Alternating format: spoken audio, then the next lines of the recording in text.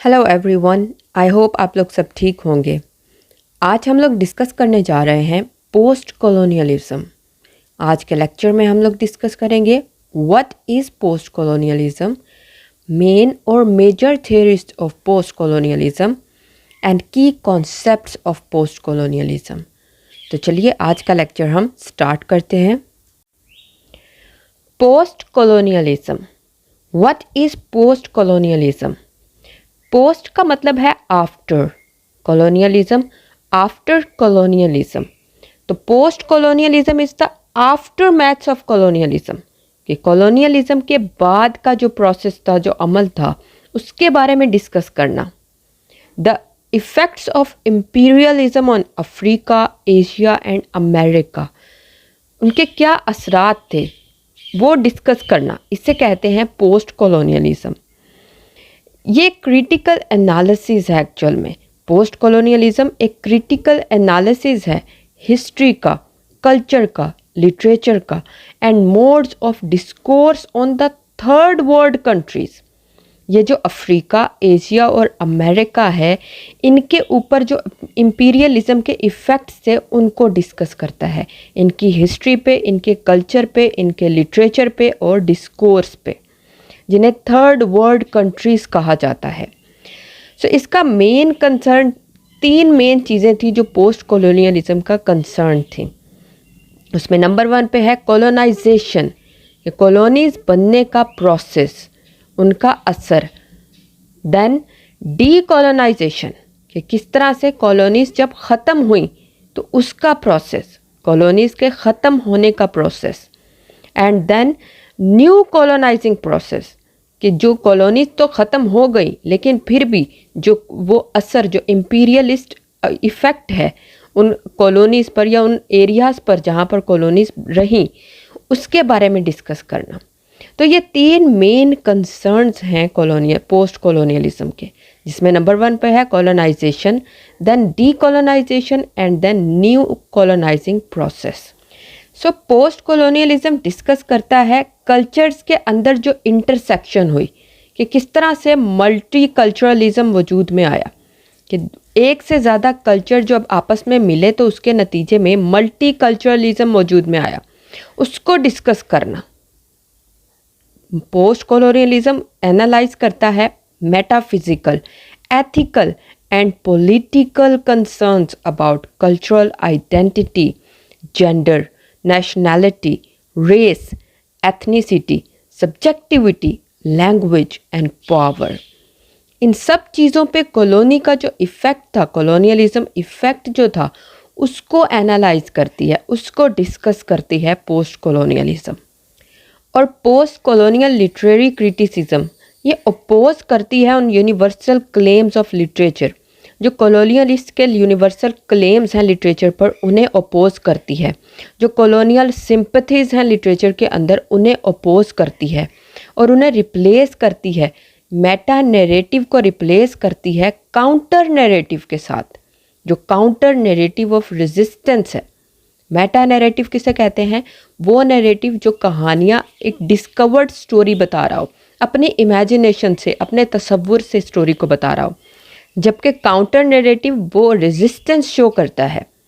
तो ये Meta narrative को काउंटर नैरेटिव के साथ रिप्लेस करते हैं बाय री राइटिंग हिस्ट्री, मतलब हिस्ट्री को दोबारा लिखते हैं, कल्चरल आइडेंटिटीज़ को दोबारा से डिस्कस करते हैं, डिफरेंट स्ट्रेटजीज़ को यूज़ करते हुए, like hybridity, mimicry, active participation, इन सब को यूज़ करते हुए कल्चरल आइडेंटिटीज़ को दोबारा से डिस्कस करते हैं, हिस्ट्री को दोबारा से डिस्कस करते हैं। सो हम सिंपल वर्ड्स में ये कहेंगे कि पोस्ट कॉलोनियलिज्म एक्चुअल में जो कॉलोनिस्ट व्यू है, जो थर्ड वर्ल्ड कंट्रीज़ का कॉलोनिस्ट व्यू है, उसकी रियलिटी के बारे में बताना, कि कॉलोनिस्ट ने दुनिया को, थर्ड वर्ल्ड कंट्रीज़ को अपनी नज़र से देखा और डिस्क्राइब किया, जबकि पोस्ट कॉलोनियलिज्म का कंसर्न, मेन कंसर्न ये है उस पे से पर्दा हटाना, रियलिटी को बताना, कॉलोनाइज्ड लैंड्स की, कॉलोनाइज्ड पीपल, उन लोगों की रियलिटी को बताना कि कॉलोनीज बनाने से उन पे क्या असर हुआ, क्या नेगेटिव असर हुआ, जिसको पॉजिटिव वे में कॉलोनिस्ट ने शो किया दुनिया को। तो पोस्ट कॉलोनियलिज्म का मेन कंसर्न है उन कॉलोनाइज्ड पीपल, उन कॉलोनाइज्ड लैंड्स की प्रॉब्लम्स को डिस्कस करना, रियलिटी से पर्दा हटाना, उन लोगों की प्रॉब्लम्स के बारे में बताना कि वो किन किन चीज़ों से गुजरे, कॉलोनीज बनने से उन पे असर क्या हुआ, रियलिटी को बताना। तो ये है mainly post colonialism. Next we will discuss main और major theories of post colonialism. बहुत सारे ऑथर्स ने बहुत सारे वर्क्स को लिखा है, जिसमें नंबर 1 पे है एडवर्ड सईद। सईद ने एक बुक लिखी ओरिएंटलिज्म 1978 में।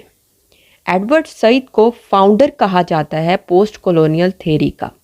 उन्होंने ओरिएंटलिज्म बुक लिखी 1978 के अंदर, जिसके अंदर उन्होंने कहा that west presented an inaccurate and stereotype picture of east, western are biased. तो उन्होंने कहा कि वेस्ट ने ईस्ट को वैसे दिखाया जैसे वो चाहते थे, रियलिटी को एक्सप्लेन नहीं किया, रियलिटी को नहीं बताया, बल्कि अपनी नज़र से ईस्ट को दिखाया।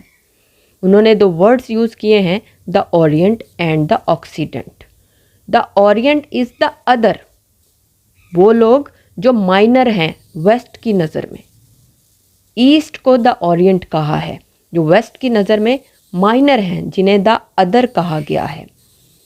उन्होंने कहा that wrong images are created in the minds of people to create the concept of the other. तो एडवर्ड सईद ने द ओरिएंटलिज्म में ये डिस्कस किया कि किस तरह से वेस्ट ने बायस्ड रहते हुए ईस्ट को एक्सप्लेन किया है। Second one is Gayatri Spivak, जिन्होंने अपना एक ऐसे लिखा can the subaltern speak in 1988। उन्होंने उस ऐसे में कहा that least powerful groups are subalterns, कि वो ग्रुप्स जिन्हें बोलने की इजाज़त नहीं है वो है सब ऑल्टर्न्स। और उन्होंने अपने उस ऐसे में पूछा can the subaltern speak, और अगर वो बोलें तो क्या उन्हें सुना जाएगा, जिस पर उन्होंने खुद ही जवाब देते हुए कहा दैट सब ऑल्टर्न्स कैन नॉट स्पीक। तो उन्होंने ये ऐसे लिखा जिसके अंदर उन्होंने डिस्कस किया कि किस तरह कॉलोनाइजर्स ने कॉलोनाइज्ड लैंड को या लोगों को ऑब्जर्व किया, लेकिन उसे एक्सपीरियंस नहीं किया, और विदाउट एक्सपीरियंस उन्होंने कॉलोनाइज्ड लैंड या लोगों की एक्सप्लेनेशन दी। तो ये गायत्री स्पिवक का फेमस ऐसे है can the subaltern speak. So Gayatri Spivak ने कहा that every presentation is misrepresentation. Next we have Homi K Bhabha, जिन्होंने लिखा द लोकेशन ऑफ कल्चर। उसके अंदर उन्होंने 2 कॉन्सेप्ट्स को डिस्कस किया, हाइब्रिडिटी एंड मिमिक्री। हाइब्रिडिटी किसे कहते हैं? हाइब्रिडिटी कहते हैं 2 कल्चर्स के मिक्स होने को। और बाबा ने कहा कि 2 कल्चर जब मिक्स होते हैं तो इंसान की आइडेंटिटी जो है वो क्वेश्चन मार्क होकर रह जाती है, क्वेश्चन बन जाती है। जैसा कि एक दुकान है जहाँ पर आइसक्रीम बेची जा रही है। अब एक दिन ऐसा आता है कि कुछ पावरफुल लोग आते हैं और वहाँ उस दुकान के मालिक से कहते हैं कि वो कप केक्स भी बेचे। तो वो आइसक्रीम और कप केक्स दोनों बेचना शुरू कर देता है। तो यहाँ पर कॉन्फ्लिक्ट पैदा होता है कि वो दुकान असल में किस चीज़ की है, आइसक्रीम की या कप केक्स की। तो यही है हाइब्रिडिटी। जब कल्चर्स मिक्स होते हैं तो आइडेंटिटी एक क्वेश्चन बन के रह जाती है। एंड सेकंड कॉन्सेप्ट है मिमिक्री का। मिमिक्री कब होती है? जब कोई भी डोमिनेंट कल्चर जो है उससे मिमिक करने की, उसकी कॉपी करने की कोशिश की जाती है। वो लोग जो डोमिनेंट नहीं हैं वो डोमिनेंट कल्चर की कॉपी करने की कोशिश करते हैं, और इस तरह से मिमिक्री वजूद में आती है। उसके बाद है फ्रांस फैनन, जिन्होंने लिखा the rest of the earth in 1961। उसके अंदर उन्होंने कहा कि कॉलोनियलिज्म को रोकने की ज़रूरत है, क्योंकि ये एक्ट ऑफ वायलेंस है।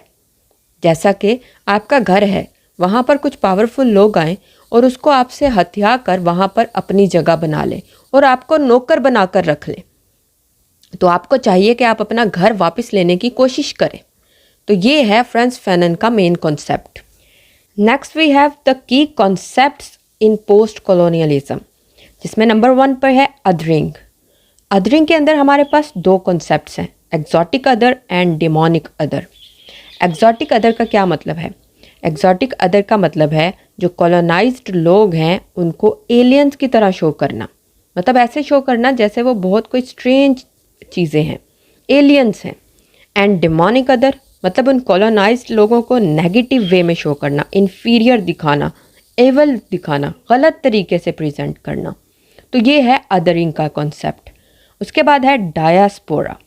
What is डायास्पोरा? डायास्पोरा का मतलब है वो लोग जो अपने मुल्क से किसी दूसरी जगह पे हिजरत कर गए हों, माइग्रेट कर गए हों, फिर उनकी होमलैंड उनकी एक याद बन के रह जाती है। तो वो दो कल्चर्स के दरमियान में मिक्स होकर रह जाते हैं।